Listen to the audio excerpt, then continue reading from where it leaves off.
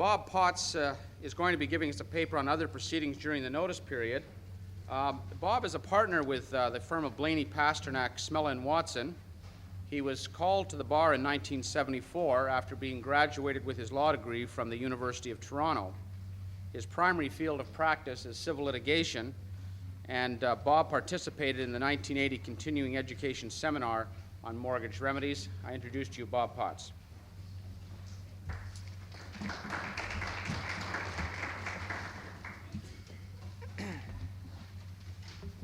Thank you, Wayne. Well, as I was just saying to Phil before I came up, I'm a litigant, and I'm a weed among the roses here because this is obviously a multifaceted type of practice when you're dealing with mortgage work, simply because you're dealing in litigation and conveyancing all at once. And I have dealt with the practice side of things. I think it important for our purposes to try and understand a little bit more about the power of sale from a generalist perspective before we start getting into the specifics. In that sense, I would like to somewhat digress from the very technical material that you have before you and try and give you my understanding, as I have developed it in the past few years, of what the power of sale represents. A mortgage, as I understand it, is no more than a document which evidences a debt which is secured by a conditional transfer of land. It is that security, the land, which is the most sacrosanct of all properties under the English common law, around which that hoary case law and the legislative procedures and rules that you have bound in that material has developed. And it is those rules and practice procedures that probably intimidated you as much as it did me when we were faced with it in seminars in law school, and probably intimidates you as much as it does me when you see a bound group of material like that before you. But as my partners and associates often remind me, if the subject is one that I can understand, or at least purport to understand, then anyone can understand it.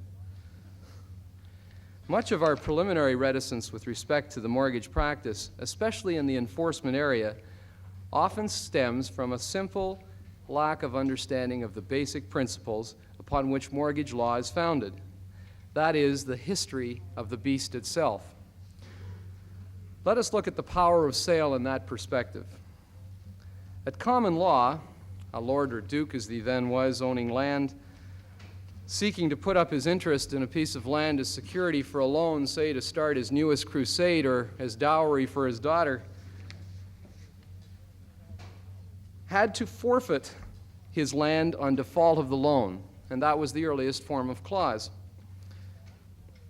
Courts of equity, however, always interested in usurping those fees from the common law courts that they might, and looking at the very inalienable, at least as they regarded it, rights of a person in his land, interfered and imposed the right of redemption. And so it grew. And the equity of redemption was retained by the mortgagor and developed over time. And that imposition upon the conveyancers of the time, which was a very tedious process, as it often is today, of trying to overcome the equity of redemption by foreclosing not only the owners but also the subsequent encumbrancer's rights of redemption, with, in those days, successive periods of redemption. It wasn't just one 6-month period for everyone. You had to go through the process of cutting out the owner and then cutting out the subsequent encumbrances one by one as they followed. The 17th century conveyancers looked around for a simpler and more expeditious mode of realizing upon the mortgage debt, and their nimble minds were up to the task.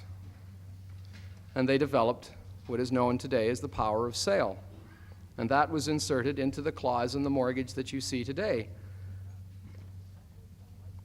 The power of sale was introduced, simply a right to sell the property when the debt is in default.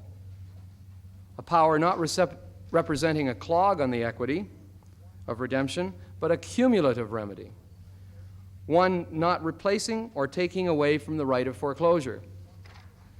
Naturally, courts of equity, mindful of the owner's right in land, again, the most sacrosanct of all properties, took a rather jaundiced view of this blatant attack on the freeholding interests of their subjects. But the dictates of commerce ultimately prevailed. Excuse me. Simply because you have to liquidate a security in a rather expeditious manner if it's going to be valuable to you at all. And in 1802, the validity of the power of sale as a conveyancing technique and an enforcement tool was affirmed. By 1860, the practice of asserting a power of sale clause in a mortgage had been quite commonplace. In fact, so commonplace within the conveyancing techniques that for the purpose of recognizing this commercial fact of life, again, the commerce side of it is important, but once again, so as to protect the rights of the landed interests, Parliament enacted Lord Cranworth's Act, which in effect legitimized the power of sale and developed it into the instrument as we know it today. That act had the effect of doing away with the need for an express power of sale within the mortgage deed.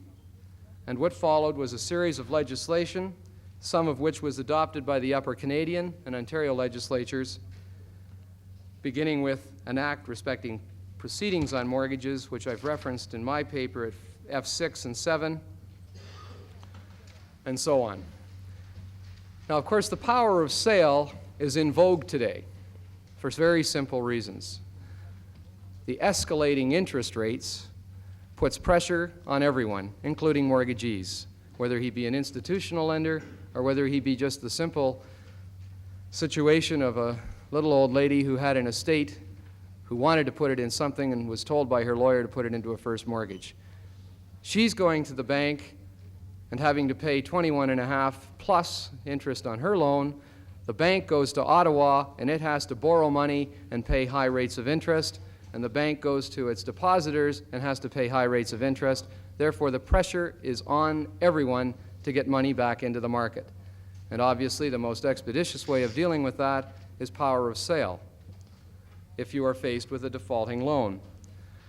Now, what has all of this to do with the redemption period once you've issued a notice of sale, which is primarily my topic?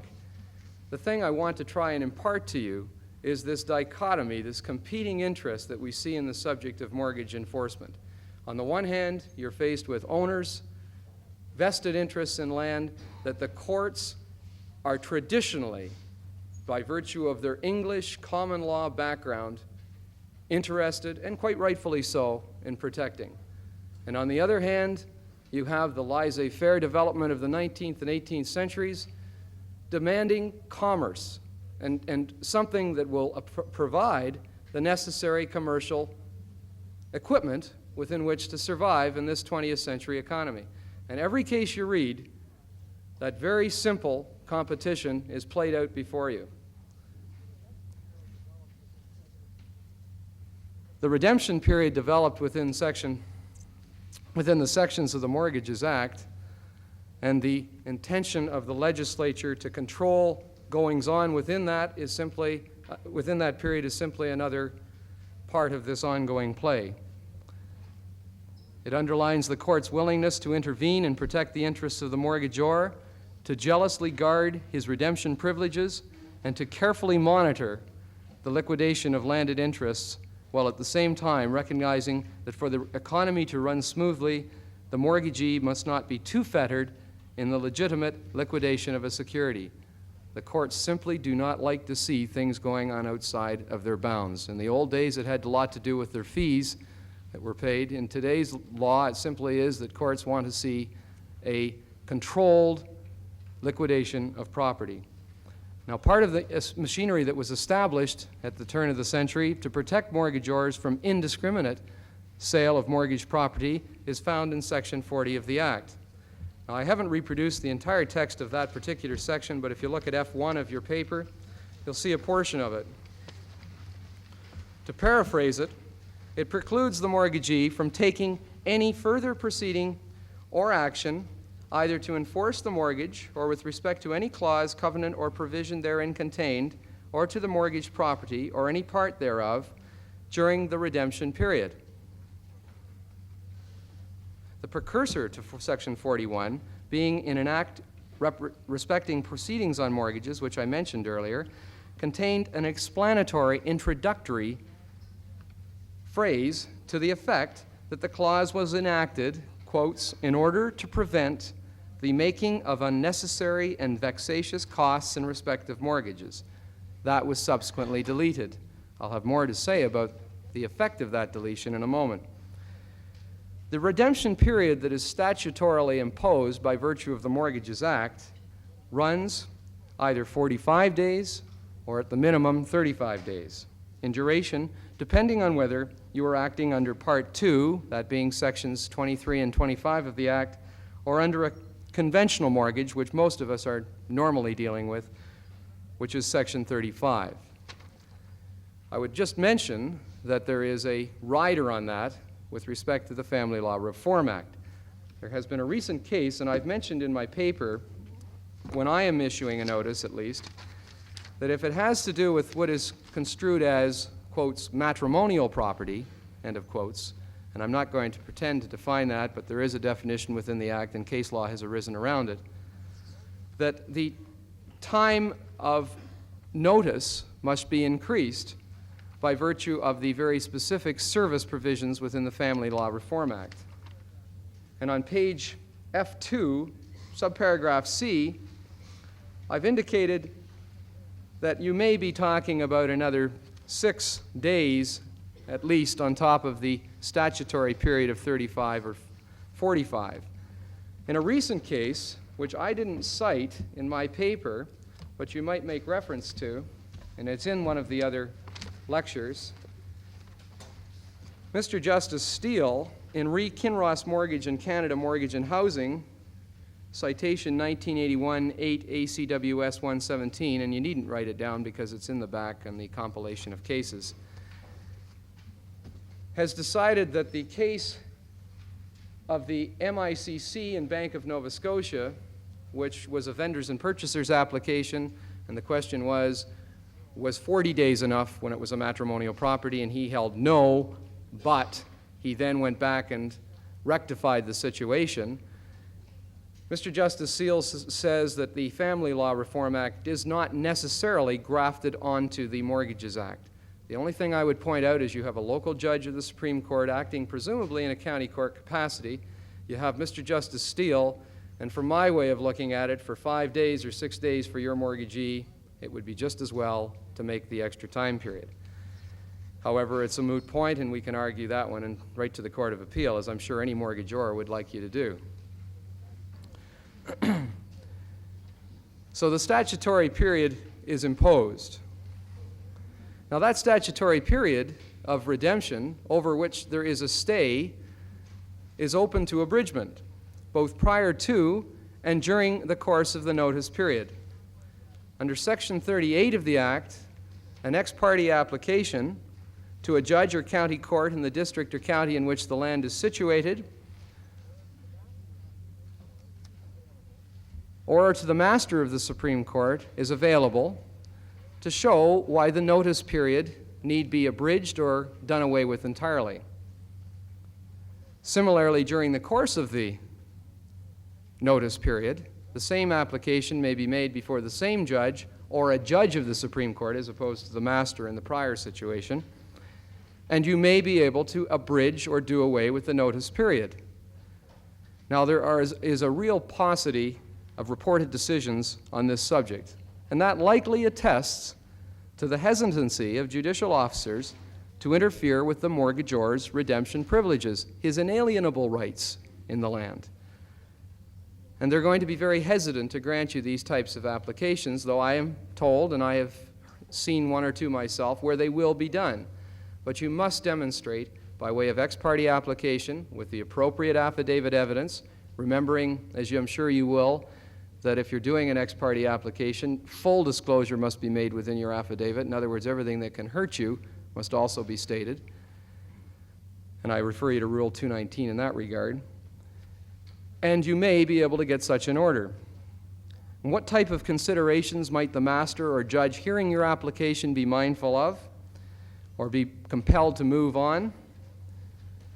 Those situations in which the mortgagor has simply abandoned the premises and his whereabouts are unknown. Or there's been a lengthy default period such that the arrears have accumulated to the point that it is almost impossible to see them being paid.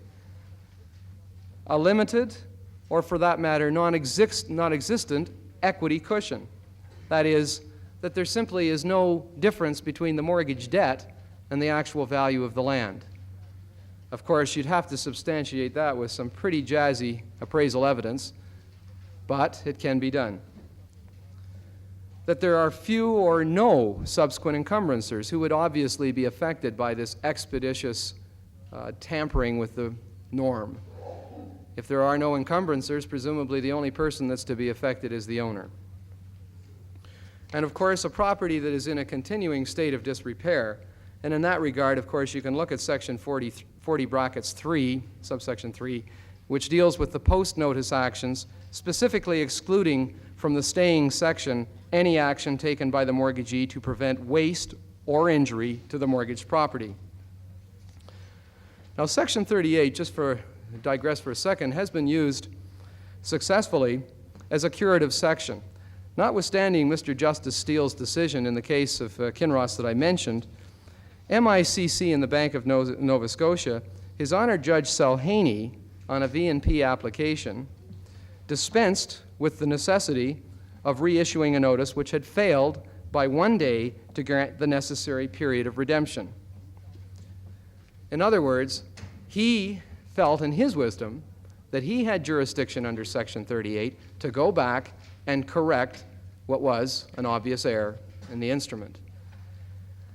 I suggest this only because I have on occasion, in response to a mortgagor's application, coupled his application on the return of the motion before the court when he's attacking another one of my notices that may have not just looked right or may have been somewhat improper for an instrument number or what have you. I have coupled his application with an application myself, and I asked the judge to acknowledge the fact that I am there, acknowledging that I am agreeing that this is a defect, it may be a minor one, and to some extent the mortgagor may be somewhat prejudiced, but he's had notice. And what's the point of my going out and issuing a fresh one? Or if I do, why should he have the time that is going to run in the usual course? And on 2 occasions, I've been successful in that regard. My notice was inaccurate in a small point. The judge could see what the mortgagor was obviously trying to do, which is what every mortgagor, and I act for mortgagors too, is to buy time. And he acknowledged that that was a fair attack, but felt that because the mortgagor had had the sufficient notice in the first occasion, that it was a matter of simply going about and giving him another week or so to deal with the problem. So keep that in mind if you have a mortgage power of sale that is attacked. Now the next question is, what actions can a mortgagee undertake during the redemption period? In Lee and Gettler, a case I have referenced in my paper, a writ of summons was issued during the period of redemption and, of course, was declared a nullity. That writ was for possession. In other words, you simply can't issue a writ while the redemption period is running. In Storm and Double D and Developments, Master Stambler struck out the service of a writ under similar circumstances. Some of the older cases, such as Smith and Brown, held that the publication of an advertisement during the redemption period by the mortgagee announcing the pending mortgage sale was to be enjoined. Now, if one accepts that the rationale for Smith and Brown and Tucker and Titus and others at that era was to be found in the introductory phrase that I mentioned, that being to prevent costs from accruing during this period, to prevent the mortgagee from running up his bill. If that's the only rationale for those cases, then you might be able to limit them to that clause, and in any subsequent decision, in that clause has now been deleted, convince a court that you have the right to do things such as listing, advertising, and so on during the redemption period. That is not my view. It's certainly an arguable case, and it might be one that I'm obliged to do as counsel, but it is not, in my position, the proper way of looking at the redemption period. My opinion is that these cases simply reflect upon the general understanding of the law as I've described it for you, and that is that the mortgagor is not to lose his position in the land except by giving him every break available. And no matter how you approach it, the legislature, as far as I'm concerned, intended to afford a mortgagor the full opportunity to redeem, an unfettered opportunity to either sell the property or otherwise refinance his loan.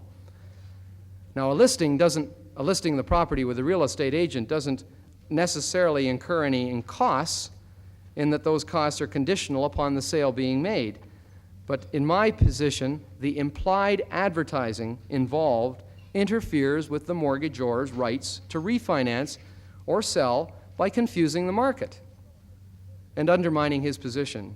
You try and sell a house today when there's another person out there doing exactly the same thing, except he's purporting to do so under a power of sale, and see what your price might be. Obviously, there's going to be a considerable difference in what people are prepared to offer, and they're going to play one against the other.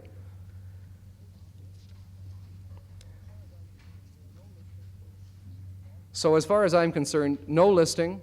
I would also suggest that if you're going to go out and get appraisals during the redemption period, that you think very carefully on the subject, because if you ever come to the Master McBride, or one of the other taxing officers, and endeavor to tax your bill in the situation in which a mortgagor redeems during that redemption period, and you come to the Master with a bill that says, here's $1,500 for so-and-so who's done a wonderful appraisal of this property during the redemption period, I query whether you'd be entitled to those costs. I had a case that we prepared sale papers, acting for an insurance company, MICC, MHC, whatever. We prepared sale papers during the redemption period. The mortgagor redeemed. I put in a bill of costs, and among those items I put on my bill was the usual preparation of sale papers. I did it during the redemption period, and the point the Master made, and I think it's a fair one, is that it wasn't a necessary cost that I incurred, because over the redemption period it might have been the mortgagor, and he did, would redeem. However, I was faced with a CMHC client that was anxious to have the thing done according to specific time parameters. So you've got to have these competing interests, but they always seem to fall in favor of the mortgagor, and I think quite fairly so. What about the mortgagor's acceptance? I might point out, though, as well, that of course there's no selling during the redemption period. I mean, that's patently clear, but what is a sale? A sale is the entering into of an agreement of purchase and sale. See section 25 and 31 in the remission construction case that is referenced in your index. You cannot enter into an agreement of purchase and sale, and in my opinion, though it's open to argument, either before or after the notice has been issued, either conditionally or otherwise. Now, what about the mortgagee's acceptance of partial payments from the mortgagor during the redemption period? Obviously, that's one problem that quite often arises.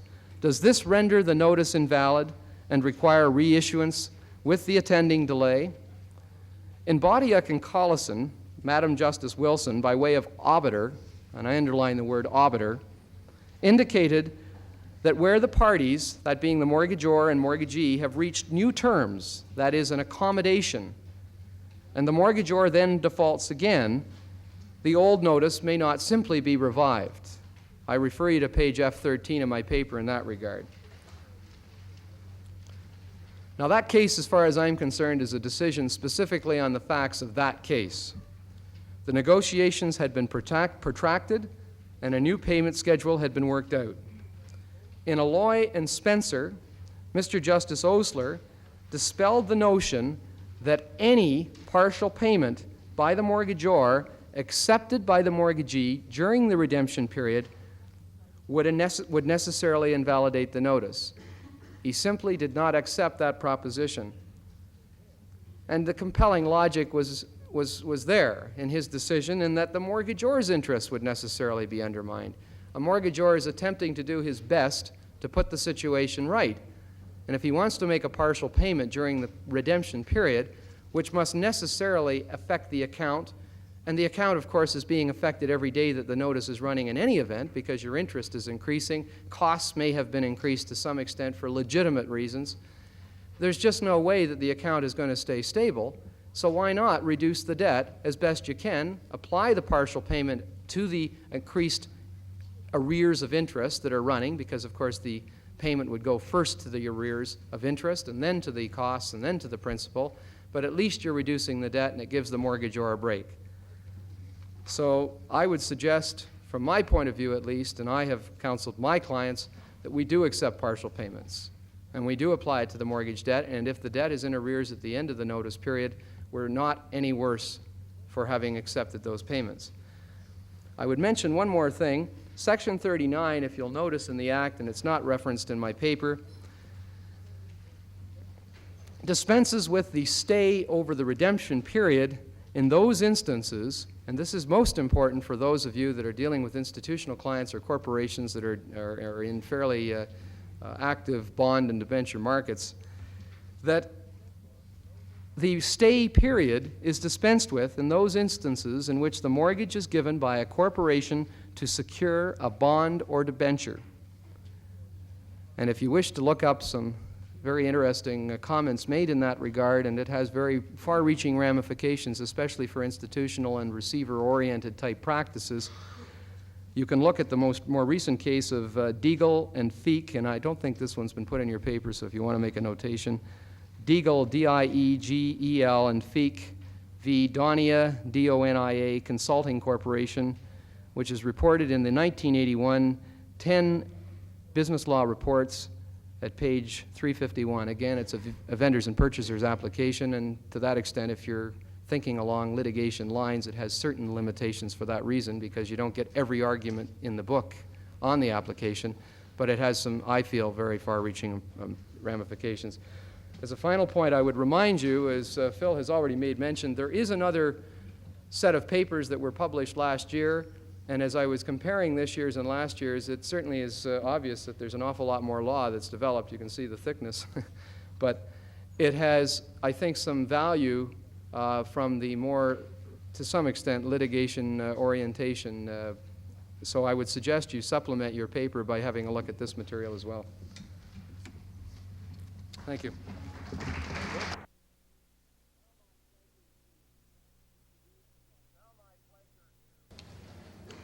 It's now my pleasure to introduce from southwestern Ontario, the home of Herb Gray, Jerry Udell. Took his education totally in Windsor, both undergraduate and law school. He's a partner with the firm of Schwartz, Udell, and Shanfield. He was called in 1976.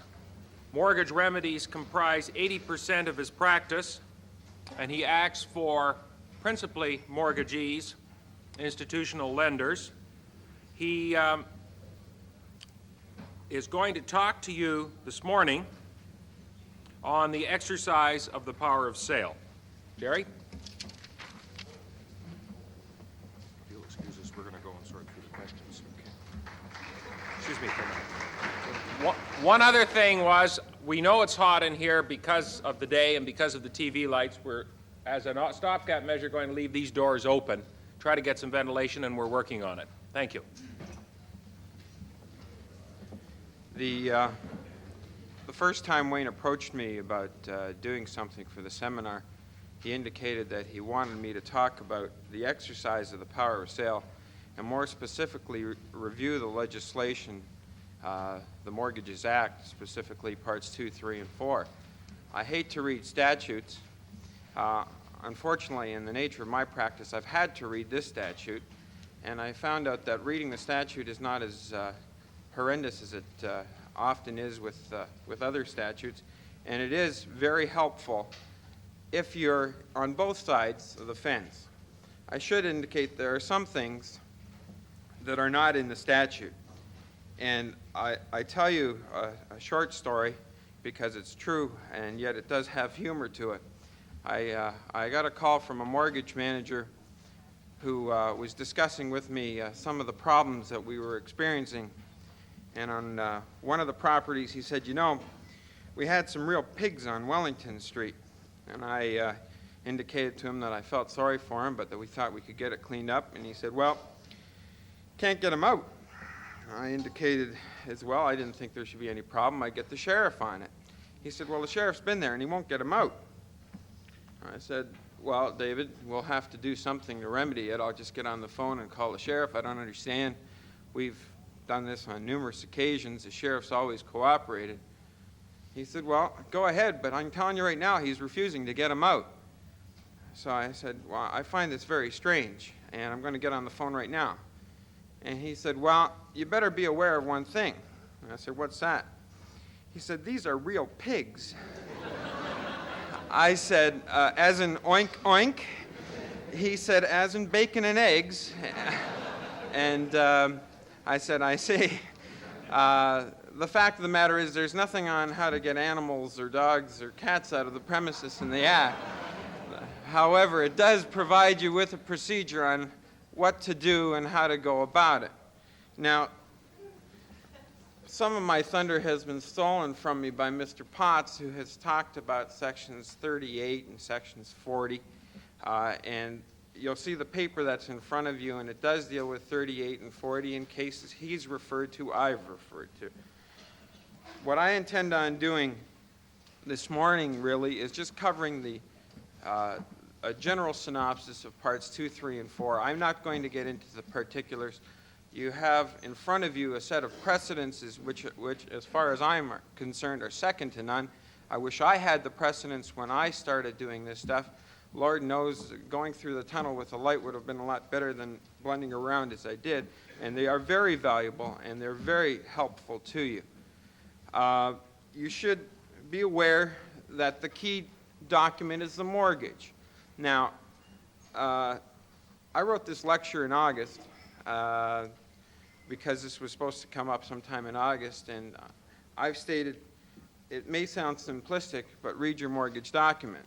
I didn't follow my own words of advice, and just recently we issued a power of sale on what we considered a standard mortgage form from a standard mortgagee client who has been doing this thing on an institutional basis for a long time.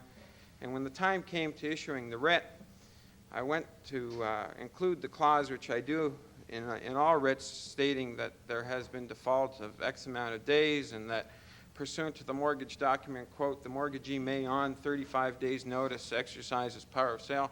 And lo and behold, there wasn't a clause there. Not that it had to be, but it just wasn't there. And so I caution you as I say this words of wisdom, wishing I'd done it myself. Read your mortgage. Read your power of sale proviso. If it is not there, you must rely on Part 2. You have no other alternative. Part 2 of the Mortgages Act, which for all intents and purposes is sections 21 to 29 in that area, set out the procedure which you must follow in order to institute the power of sale proceedings where there is no proviso in the mortgage itself. Now, when does that happen? Okay, where pages have been omitted, and that happens on occasion. We're all fallible. Where the mortgage document, as indicated, does not contain a power of sale in itself. Where the mortgage document refers to Part 2, as well as, in the last instance, is where there's an equitable mortgage. When we did this lecture in Windsor last year, one of the things that came up was a question, very, very interesting question, was how do I execute a power of sale on a debenture where there is no specific power of sale? Well, a debenture is an equitable mortgage, and if it's worded properly, you can rely on that. A lodgment of title documents, which are used by various banks and lending institutions as collateral security constitutes an equitable mortgage. I'm not going to read the cases to you. I'm going to let you read the notes and let you figure out the cases because they're right in line. I should give you, where there's a wrong description, the courts have held that where the parcel of property which was intended to be mortgaged was not, and there's sufficient evidence in front of the court, they will infer an equitable mortgage, and you can rely on Part 2 for the purposes of instituting power of sale proceedings. Those proceedings have been commonly called statutory power of sale proceedings as opposed to the proceedings contained in the mortgage document itself. Part 2 only allows a sale where there's default in the payment of monies or an omission to pay premiums of insurance which by the terms of the mortgage should have been paid. Now that's important because if there is default in the payment of taxes, too bad. You can't rely on Part 2. You have to go to the other remedies, if provided there is no power of sale provision in the mortgage. Okay? If you're trying to look to Part 2 to institute it, you've got to rely once again on Section 23 of the Act, which indicates the conditions precedent before you can institute that action. If there's no covenant in the mortgage to pay insurance, the mortgagee can then only rely on Part 2 if there's a default in payment of principal and interest. Section 23 further goes on to state that the sale can either be by public auction or private contract, and you can sell part or all of the property, which is the security on the document. 23.2 allows you to insure the property or to keep it insured and add the insurance premium to the principal amount and charge the interest at the rate as set out in the mortgage. So if you have a problem where there is a proviso in your mortgage which requires the mortgagor to insure the property, he doesn't, you can pay the insurance premiums and add it on. Failing which, you're back at square one and you've got to look to your other remedies. The other key point dealing with Part 2 is Section 25. It stipulates that a notice of sale can only be issued after 15 days default, and you must allow the mortgagor a 45-day period of redemption. The form that has to be used is Form 1. Section 26 indicates the manner in which the proceeds of the sale are to be distributed, and the remainder of Part 2 deals with the right of the mortgagee to convey the interest in the property free and clear to a bona fide purchaser. Now, two things that I bring to your attention. Section 26 deals with Part 2 sales. A question has been raised, what do you do with in the circumstances where there are excess funds and you're going on a Part 3 application and you're trying to sell it under the power of sale contained in the mortgage. There's a case that has been released on October the 19th, which I'll deal with a little later on, which indicates that in the judge's opinion, Part 2 applies to all mortgages. I don't necessarily agree with the Court of Appeal in the decision. It's not a decision on point, but by implication, you can state that Part 2 and Part 3 are intertwined. I have some difficulty with that. I should bring to your attention the two major differences between a statutory power of sale and a power of sale contained in a mortgage. The first difference is that there must be default in payment of principal or insurance where the mortgage provides it. Any other remedies, any other defaults are not applicable. And secondly, you must have a redemption period of 45 days as opposed to a 35-day period, which is set out in Part 3. There was a proposition, getting back to Parts 2 and Part 3, the proposition put forth in Scholar Investments, which case is referred to in the notes.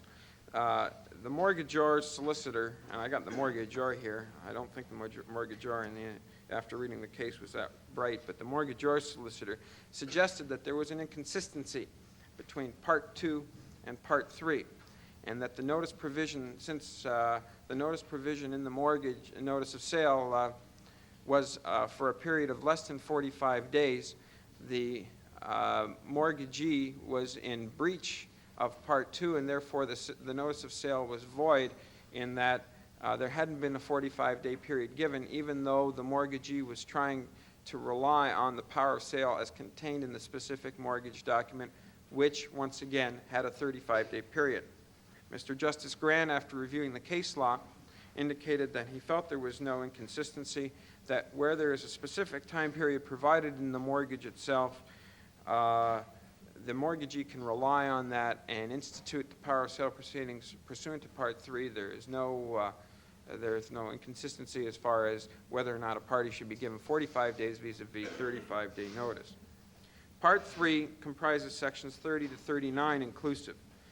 Once again, it's mandatory that you can only exercise the power of sale in accordance with Form 1, and I suggest to you that Form 1 is the only way in which you can institute a power of sale. If you find derogation from that Form 1, the Bodiak and Collison case is pretty strong in stating that you've got good grounds to vitiate the notice. If a mortgagor isn't served, which doesn't comply in substance, you can bring an application to have the proceeding stayed or set aside pending proper compliance with the Act.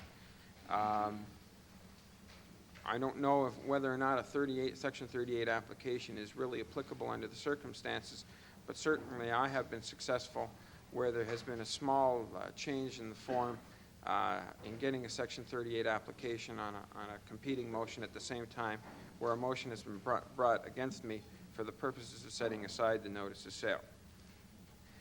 I refer you again to the Bodiak and Collison decision, which has been referred to earlier. It is a decision of great concern because it poses over, it has been overruled, so to speak, or dealt with or limited in later decisions, but it does pose a problem to you in ensuring that you be careful with your notice. I indicated to Bob, he's not here, but our firm doesn't counsel taking partial payments because of the problems that exist, but I've been told by him that he's going to take $150 applications on a counsel basis, but he's going to kill me if you stick him to that. The fact of the matter is, I think you have problems if you take partial payments. I'm not going to get into the particulars. It's obvious there are different views in either instance. Section 32 indicates specifically the only people to be served are those who qualify under Section 30, subsection 1, at 4:30 on the day immediately prior to which the notice of sale is exercised. I can't tell you how many times people have requisitioned from me proof that A has been served with the notice of sale, where that the sheriff's execution search has revealed that execution was filed on the day that the notice of sale was issued or in the intervening period. And my answer to those people are Section 30, subsection 2. You only have to serve those people who appear in the registrar's index on 4:30 the day before you issue your notice, and you only have to serve those individuals who appear on the sheriff's abstract as of 4:30 the day before. After that, you're free and clear. Forget about it. I advise you as well, because it'll be dealt with later on, Section 35 is relied on by many people for the purpose of saying it's a bona fide purchaser without notice. I can take it. All I have to do is rely on the affidavits, statutory declarations that are filed. I'm sorry to tell you, the Court of Appeal doesn't agree with you. There are a few cases that don't agree with you. And Bodiak and Collison decision is one of them, that if there are any irregularities which could have been cleared up by Section 35, you can't rely on them if you have actual or constructive notice. A good question was posed last night by one of the gentlemen who is going to give you a talk later on, and that is, if you're reading your affidavits, if you've searched title, what is constructive or actual notice? I leave it with you. I don't know how much you're going to rely on 35. I wouldn't rely on it too much. Where an execution creditor has not been given notice to which he or she was entitled to, you can't rely on Section 35, and that's the Hyde and Besser case reported. Where a purchaser knows of the circumstances creating the defect in title, Section 35 isn't applicable.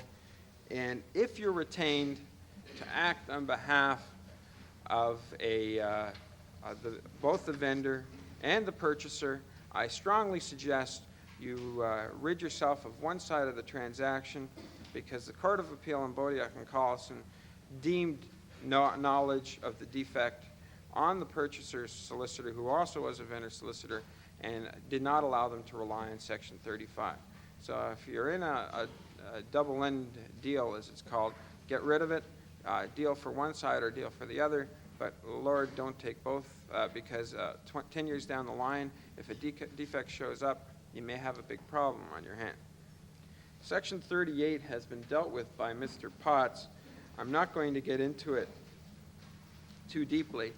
I'll just go on an overview. It is an ex parte application, and the Section 38(2) allows a judge or a master to make an order which he considers proper. One, I've been advised, and I haven't seen it done in Essex County, but one type of order which is being obtained is a nunc-pro-tunc order, and I'm just trying to figure out if that is within the jurisdiction of the master or the judge to do the same. The Act says make an order which he considers proper. I haven't done it yet, but it may be sufficient to, under the equities and under the circumstances, to validate a notice which really, for all intents and purposes, wasn't a proper notice. As Mr. Potts indicated, there are very few cases on it. I suggest strongly you review the precedents which are provided to you. Those precedents do give you a good background as to what should be contained in an affidavit in support of a Section 38 order, where you're either shortening the notice period or trying to get rid of the notice period itself. The affidavit in support of that order should be extremely thorough. You should contain in the affidavit should contain registration details, factual chronology of the proceedings, and the state of title. An application which is based on urgency should fully outline the urgency, its effects on the mortgagee, and subsequent encumbrances. Where there's waste, a concise and complete inspection report by a qualified appraiser is extremely helpful. And where an application is found on being no equity, you will need at least 2 appraisals by qualified appraisers. I should say, the purpose of this talk is to give you some practical and helpful hints. And one of the things I should advise you is get an outside appraiser. Don't have your client walk up to a friend who's a real estate agent who can walk up and say, yeah, the house is worth $39,000. You will be crucified in court.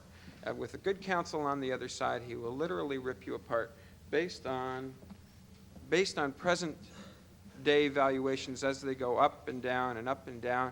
And all I can tell you is get someone who is qualified and out of the house.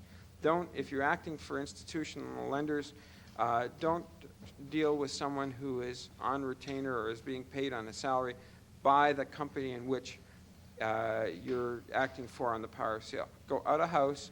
It takes away any questions which at a later date may arise. It takes a big problem out of your hands when you're standing in court and you're watching this other guy, this poor appraiser, saying, well, they just told me to go out and do an appraisal, and after all I knew I wasn't getting paid, so I just was there for 15 minutes, and 2 hours later he wishes that he'd spent 2 hours on the appraisal. There are 2 orders in the back on the precedents. The first order is where no notice has been given to the party against whom the no notice order is sought. And the second precedent for you includes wording where an order is sought to correct a defective notice. I'm led to believe you can't hear me, so I'll try to speak up a little. Let's deal with Part 4, gliding right along. Section 40 is going to be dealt with specifically by a later speaker, and it's a good way for me to comp out, so that takes care of one section. Section 41 deals with payments after the notice of sale is served, taxation of costs with respect to such payment, and the certificate of taxation. I've had notices of taxation served upon me in pursuance to the Solicitors Act. I write the other lawyer and tell him, go jump in the lake. I'm not attending. You're in the wrong form. The fact of the matter is, an application for taxation pursuant to 41.4 lies with the taxing officer of the Supreme Court or the local master having county or district jurisdiction in the county or district in which the mortgage property is situate, and the notice of taxation returnable before a local registrar pursuant to the Solicitors Act is not a proper taxation. It's my submission that he has no jurisdiction and he can't give you an answer or an opinion as to the bill of costs. I can advise you that the master in Essex County agrees with me 100%, and based on my practice, it's proper to bring that taxation pursuant to the Mortgages Act in Section 41.4. Now, dealing with Sections 3 and Sections 2, there is a recent case, 1978, of Repolsack, where Mr. Justice Henry, sitting in bankruptcy court, held the provisions of Section 26 and Part 2 are applicable to a power sale containing a mortgage so long as the mortgage document in question doesn't contain a declaration that Part 2 of the Act is expressly prohibitive. The Schollard investment case goes on the other basis, and you'll recall my comments were dealing with whether or not there should have been a 45-day period of redemption and a 35-day period as set out in the notice. And the learned judge in that instance found that that there was no conflict and that the 35-day notice period applied. Well, on October 19th, a decision was released out of the Court of Appeal. It's an unreported decision. One of my friends who knows I love to read law sent me this decision with a big question mark on a blank sheet of paper because he knew it would pose a lot of problems to me. The decision does not deal specifically with Parts 2 and Parts 3. It is a decision it's municipal savings and loan. It's not in your notes. And Lyle Elmer Wilson, it was a hearing on March 24, 1981. As indicated on October 19th, the decision was released. It basically indicates, just for your edification, where it will be of assistance to you, a closed mortgage is an open mortgage once a notice of sale has been served. The argument in that instance dealt with the fact that the municipal was saying they couldn't deal on a market basis if every time they issued a notice of sale they were going to worry about somebody walking in and tendering the full amount. That mortgage contained a proviso where the principal, and I'll read it to you, the principal hereby secured shall become payable at the option of the mortgagee. And municipal was pleading that it hadn't exercised its option. All it wanted were the interest payments, and it was an interest-only mortgage. There's another distinction, if you wish. It wanted the interest payments in arrears and its cost, and that's all. It didn't want to call a mortgage. However, Mr. Justice Wilson said, for all intents and purposes, it was part of the corollary rule that once you exercise your notice of sale, you better be prepared to allow the mortgagor the right to redeem that mortgage, since dealing again with alienation of land, you can't tie up his land and try to get your remedy at the same time. And I'm going to read from you from the decision. It is argued, however, that certain provisions in the Mortgages Act assist the mortgagee. Sections 23 and 40 in particular were relied upon as contemplating the giving of the notice of an intention to exercise a power of sale where a mortgagor is default of any and any is underlying mortgages due under a mortgage. 41 is relied upon expressing a legislative intention that it is only where all the monies due under the mortgage are demanded that the mortgagor is entitled to redeem. And for the purposes of this discussion, it seems to me that all Section 23 does is confer a statutory power of sale on a mortgagee whose mortgage is in default in any respect. With respect, I don't think the learned justice has turned his mind to whether or not Section 23 is applicable where there is a specific proviso in the mortgage for a power of sale. However, he seems to indicate from his decision that even where it is, you can invoke parts of Part 2 into the proceeding, and they may be applicable. He goes on to say Section 26 then prescribes what is to be done with the proceeds. Section 27 empowers a mortgagee vendor to transfer to the purchaser the mortgagor's interest in the land as well as his own. Sections 40 and 41 deal specifically with notices of intention to proceed under a power of sale contained in the mortgage itself. Section 40 requires a court order authorizing the sale, and 41 requires a mortgagee who has demanded payment of all money secured by the mortgage to accept tender of it by the mortgagor if made as required by terms of such demand or notice. The court went on to find that the mortgagor was entitled to his discharge of mortgage, agreed with the divisional court, which had held in the same manner, and as a result, the mortgage lender had to accept the money and was responsible for costs incurred up to that point in time. I leave you with one short comment. Please read your mortgage. I don't know how many times people have instituted power of sale proceedings and they haven't complied. Some mortgages provide for 10 days default. It's my submission that's not proper, considering the implications of Part 3. Some mortgages provide for 15 days default before you can issue a notice of sale. Some mortgages indicate 20 days default. I've been successful on 2 applications where I've dealt with non-standard mortgages, in other words, mortgages which do not state 15 but state 20 and some state 10, to have those notices of sale set aside on the basis that the mortgagee hasn't complied with the terms of his own contract with the mortgagor. I only leave it to you to save yourself a few hours of explaining very embarrassedly to your mortgagor mortgagee that he should have relied on his own contract and you've issued your notice of sale a little ahead of time. Read your contract. Read the act. The act is not difficult to read. It doesn't look like it was drafted to confuse you. However, there are occasions when I'm confused and others have been confused. But the fact of the matter is the act is very helpful in instituting your proceedings and conducting the sale proceedings themselves. Thank you.